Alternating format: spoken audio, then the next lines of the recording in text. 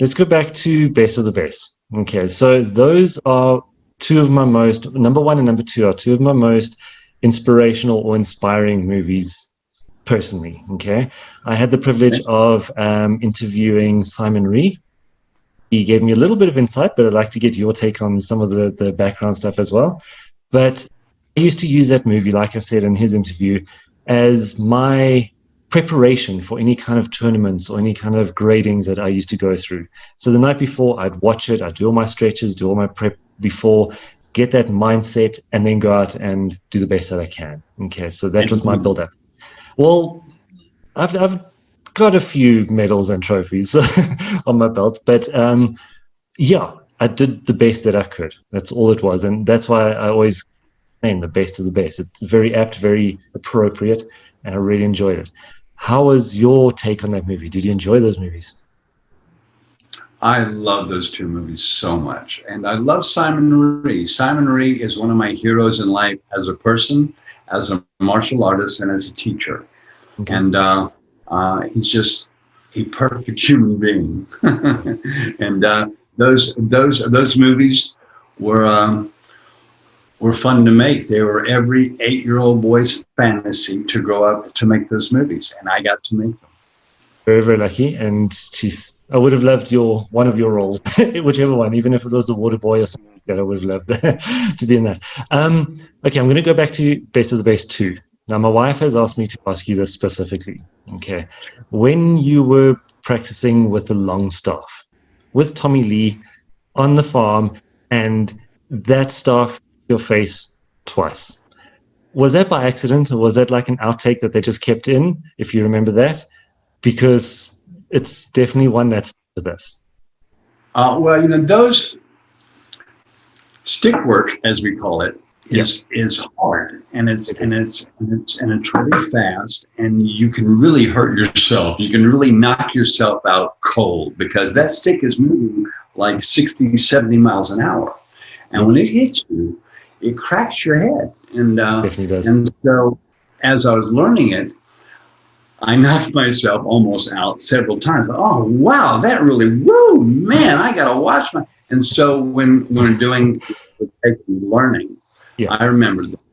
And I hit myself much softer in the movie than I did in the movie. But it was set up to bang. I don't know how to do it yet. Yeah. So I did one on accident, on purpose. And no, that's brilliant. Thank you. Because that stick work was probably the hardest thing physically I've ever mastered, that I knew nothing about, before the movie. Nothing. So that was the first time that you've ever done any kind of stick training, or weapons training?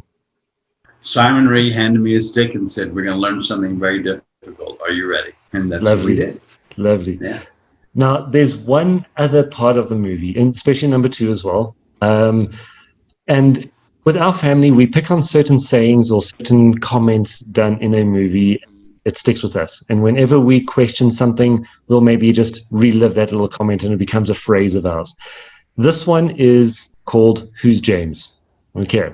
I don't know if you remember, you're sitting around the coffee table in the kitchen of Simon's house. Simon Lee's house. And Tommy Lee's house. And you're talking about the James, the brother. And you kept saying, "Who's James? Who's James?" That always sticks with us. How did that come about? Because that seems like a random role. Or am I correct that was not scripted? It happened in rehearsal, and it was an accident, and we kept it. And I don't remember why, how, who, what. I just remember that it was, "Who's James?" And it was like, "What? Who's James?" "No, I asked you who's James." "No, but I asked you who's James." "Who's James?" And we did that to each other by accident. So we just did it as a memory. And so it's complete. I don't even know why now. But yeah, it was an accident that happened, and we kept it. Well, we keep it to this day, which is actually quite crazy, but it's still quite memorable, because my wife and I watched, and we've got a lot of certain sayings, and that's one of them. So she wanted me to ask you about those. I love that. Thank you. Something special.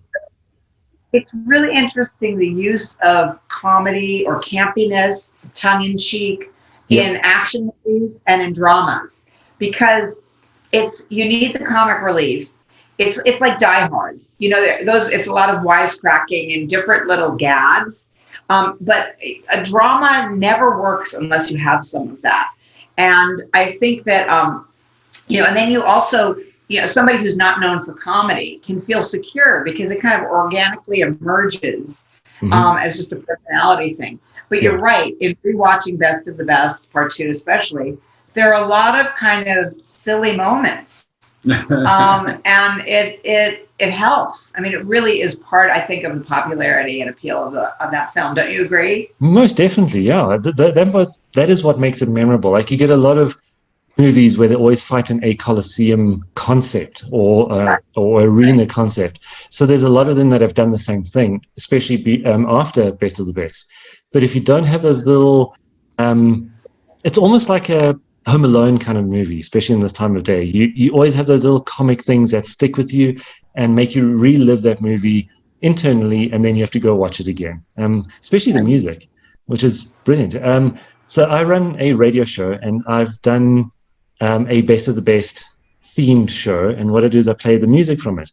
The horrible thing about doing that is every single time I want to go and rewatch that movie, but I don't mind watching Best of the Best. I love them. They're one of my ultimate favorites. So thank you so much for actually doing those. Okay, so Simon did one thing where he gave you the credit for teaching him how to say Houston in Best of the Best. If you remember that. So he says he had a very, very small part and he wanted to say Houston like you normally did, and you were the one who actually gave him the lesson of how to do it, and he holds that as one of the memories from that movie. Well, I'm so proud I could help Simon. He says one thing, if you don't mind me going back to this, I'll send you the interview if you wish.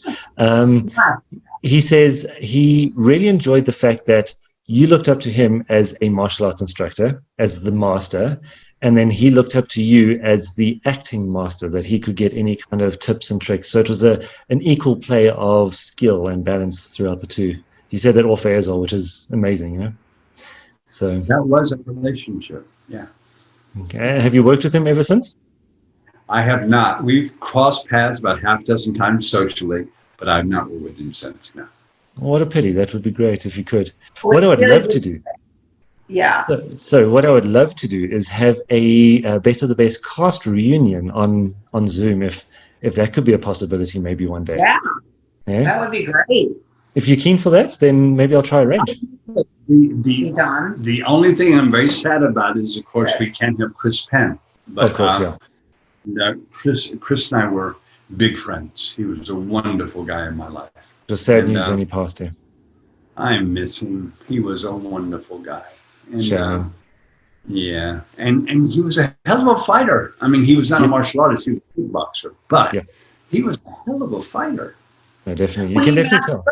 Footloose. I mean, he mastered that also. I mean, he really went for it in both movies, because that was none of that was part of him naturally. But that would be great to do a reunion. There's so many people who would be so fun to meet back up with.